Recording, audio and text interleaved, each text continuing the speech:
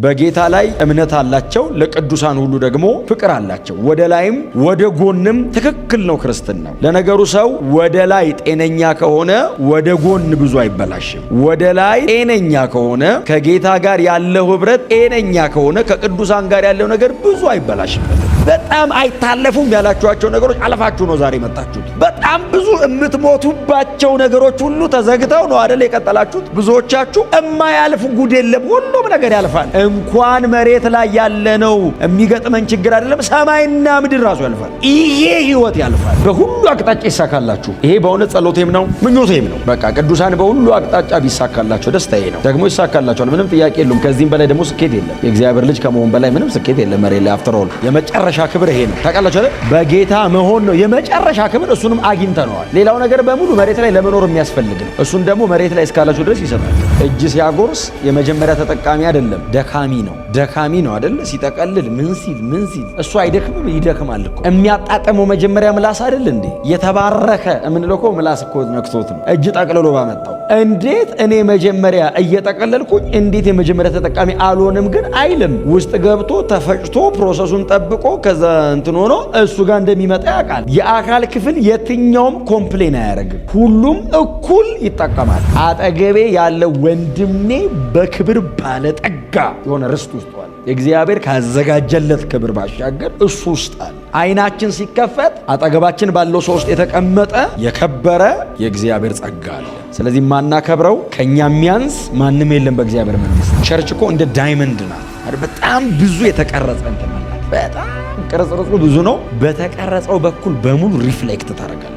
በየትኛውም ዳይሜንሽኑ ላይ ብታዞሩት ያበራል። ሌላ ከለር አይደግምም። ከለር ሁሉ ውስጥ የተለያየ ውብ የሆነ ነገር አለ። ክብር ለኢየሱስ ይሁን። ስለዚህ አንዳንድ ሰው ነብይ ሲያይ ነብይ መሆን ያለው ጥሩ ዘማሪ ሲያይ ነው ነብዩ በጣም ምርጥ ነብይ መሆን ያለበት። ወንጌላዊው ኤክሰለንት የሆነ ወንጌላዊ ነው። ኤክሰለንት መሆን እጅ በጣም ስፖርት ስላሰራችሁት እግር ይሆናል እንዴ? በጣም ስለፈረጠመ በእጅ ሊድ ይባላል እንዴ? እግር የፈለገውን ያህል ቢቀጠን እጅ ምንም ያህል ቢወፍር በእጅ አይኬድም። ጥሩ እጅ ነው የሚሆነው፣ ወደ እግር አያድግም። ራሳችሁ ውስጥ ባለ ብራንድ የመጨረሻ ጉልበታም ነገር ሞት ነው። ታውቃላችሁ? ማንም ባለስልጣን፣ ማንም አዋቂ፣ ማንም ሰው ከሞት በታች ነው። እስኪ ሞት ነው ባለስልጣን የሚሆነው፣ እስኪ ሞት ነው አዋቂ የሚሆነው። ሊቅ የምትሏቸው ሰዎች መሬት ዘመም ብላን የቆመችው የመሬት አጠፋፍ መሬትን እንዴት አድርገን ልናከርማት እንችላለን የሚል ፊዚክስ የሚሰሩልን ሰዎች እያየናቸው በዜና ላይ መሞታቸውን ሰምተን የሚሞቱ የማይመስሉን ሰዎች ሞተዋል። ከሞት የሚበልጥ የለም። እግዚአብሔር ይሄንን ድል አረገው።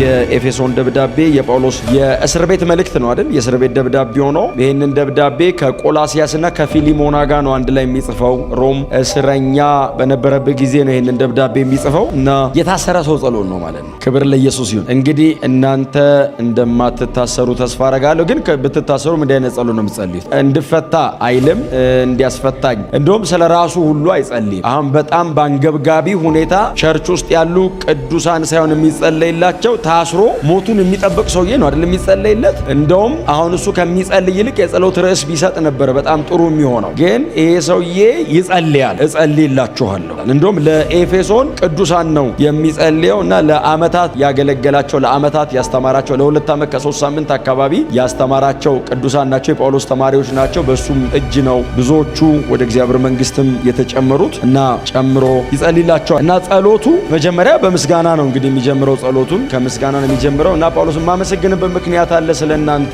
ይላል እና በኤፌሶን ከተማ ያለችው ቤተክርስቲያን ጳውሎስ ሲያስባት ለመንበርከክ በጌታ ፊት ሆኖ ሲያስባት አመሰግናለሁ ስለናንተ፣ አምላኬን ያለማቋረጥ ነው የማመሰግነው ይላል። እንዴት ጳውሎስ ሲሉት የመጀመሪያው በጌታ ላይ ስላላችሁ እምነት፣ ሁለተኛው ደግሞ ለቅዱሳን ስላላችሁ ፍቅር ሁልጊዜ አምላኬን ሳላቋርጥ አመሰግነዋለሁ ይላል። ክርስትናቸው ጤነኛ፣ በጌታ ላይ እምነት አላቸው፣ ለቅዱሳን ሁሉ ደግሞ ፍቅር አላቸው። ወደ ላይም ወደ ጎንም ትክክል ነው ክርስትናው። ለነገሩ ሰው ወደ ላይ ጤነኛ ከሆነ ወደ ጎን ብዙ አይበላሽም። ወደ ላይ ጤነኛ ከሆነ ከጌታ ጋር ያለው ህብረት ጤነኛ ከሆነ ከቅዱሳን ጋር ያለው ነገር ብዙ አይበላሽበትም። እና ጳውሎስ መጀመሪያ የማመሰግነው በጌታ ላይ ስላላችሁ እምነት ነው። በተሰበከላችሁ ወንጌል የተስፋ ነው። እግዚአብሔር በልጁ በክርስቶስ ኢየሱስ በኩል ወደፊት የሚያደርግልንን ነው እግዚአብሔር በወንጌል በኩል ተስፋ የሰጠን እና ያንን ተስፋ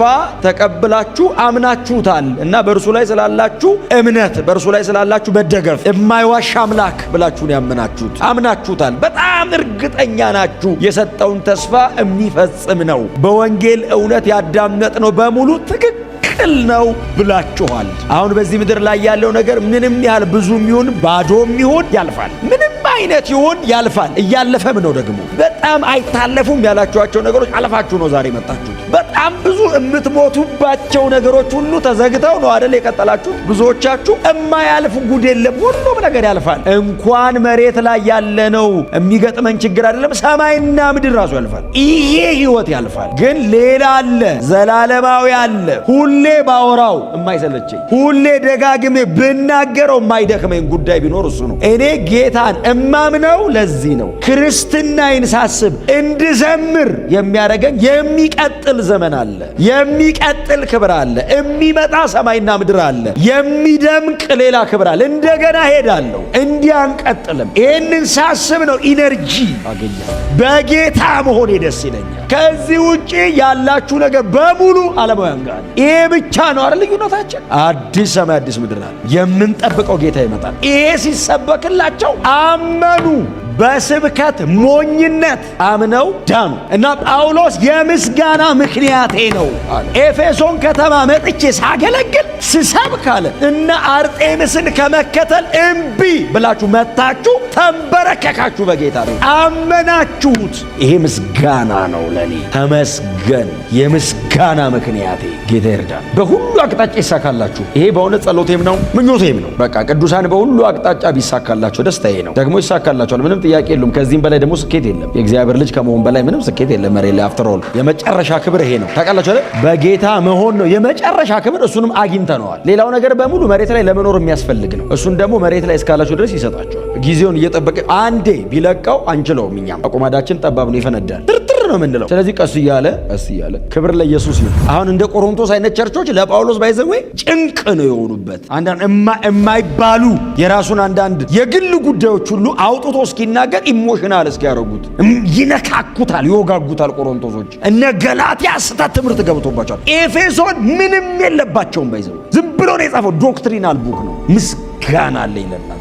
ጎስፕል ላይትን እግዚአብሔር እንደዚህ ያደርጋል። ትዝ ስትሉን ተመስገን። የልባችሁ አይኖች እንዲበራ ነው ደግሞ አሁን እየጸለይኩ ያለሁት። ለምን ጳውሎስ ሲሉት አንደኛ የክብር አባት የሆነውን የጌታችን የኢየሱስ ክርስቶስን አምላክ ይበልጥ እንድታውቁት ነው የሚለው። እንድታውቁት እኮ አይደለም እኮ የሚለው፣ ኦልሬዲ እነዚህ ሰዎች ያውቃሉ።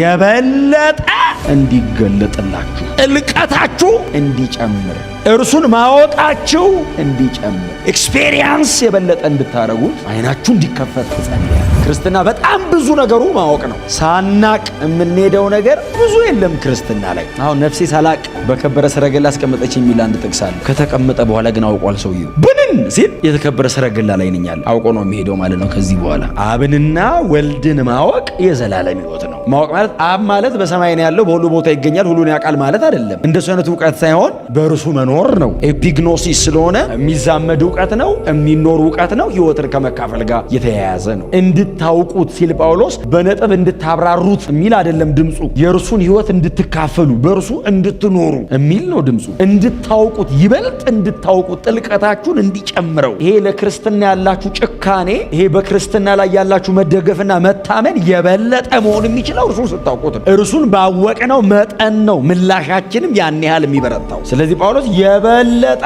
እንድታውቁት አይናችሁ እንዲበራ እጸልያለሁ። እግዚአብሔር ሆይ የልቦናቸውን ዓይን አብራ እያልኩ ጮኻለሁ። ምክንያት ሲሉት እርሱን ይበልጥ እንድታውቁት እንዲያውቁ።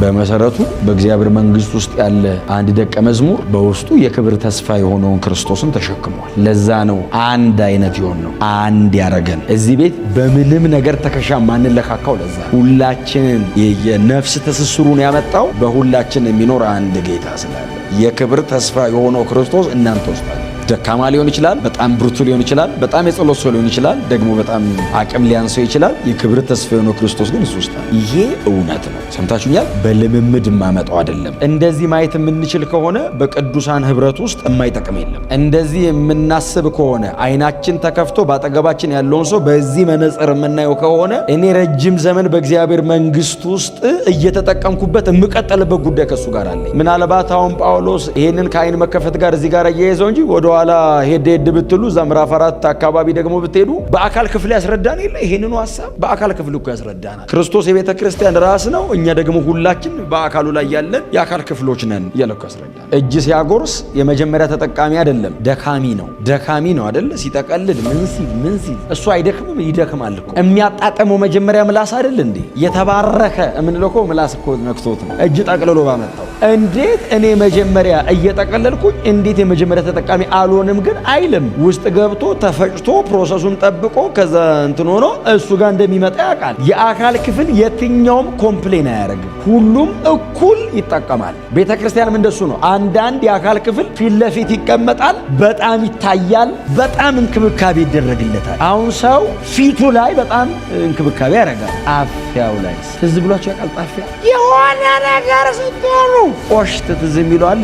ቆሽት ያረረ የምትሉት እኮ ሰው ሲያበሳጫችሁ፣ ቆሽት ራሱ ትዝ የሚላችሁ ሰው ሲያናድዳችሁ፣ ወይ ልቤ እየመታ ነው አይደለም ብሎ እጁን እንዲያርጉ ቼክ የሚያደርጋል።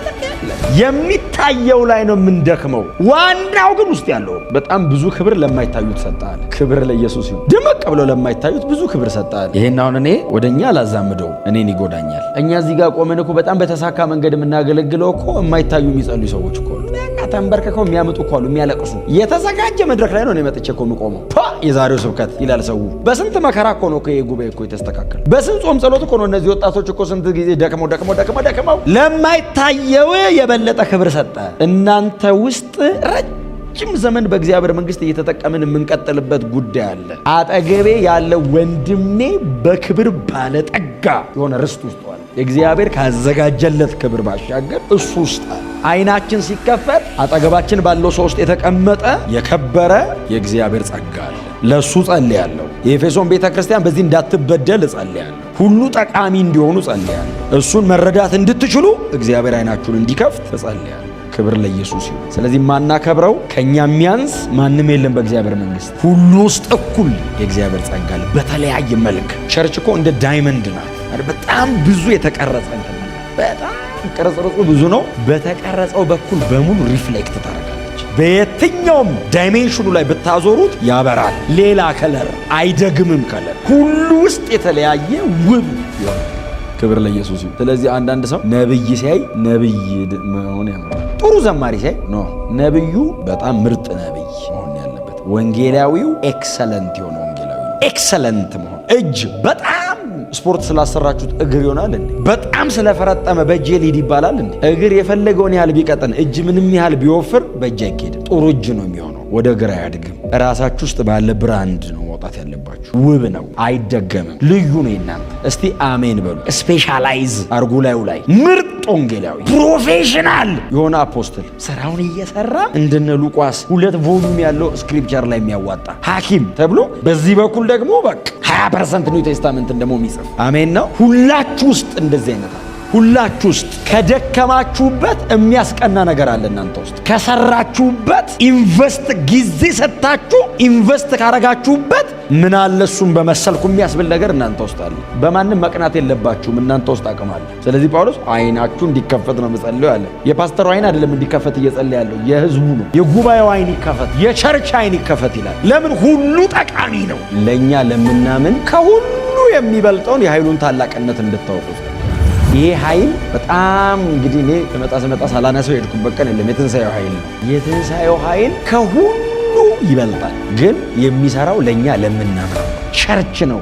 አክቲቭ ሆኖ የትንሣኤ ኃይል የሚሰራው በዓለም የለም፣ ቸርች ነው ያለው። ቤተ ክርስቲያን እንድትጠቀምበት የተሰጣት ወንጌልን እንድታገለግልበት የተሰጣት ኃይል ለእኛ ለምናምን ይላል ጳውሎስ። ከሁሉ የሚበልጠውን የኃይሉን ታላቅነት ጉልበቱን ምን ያህል ግዙፍ እንደሆነ ጳውሎስ ሲያስቀምጠው በፍጥረት ታሪክ ውስጥ ሆኖ ማያቅ ነገር ይሄ ኃይል አድርጓል። በፍጥረት ታሪክ ውስጥ ሆኖ ማያቅ ጉዳይ ከሁሉ የሚበልጥ ያለው ለዛ ነው። ሞትን ድል የተነሳበት ኃይል ነው። ሞት ጉልበት ያጣበት ኃይል ነው።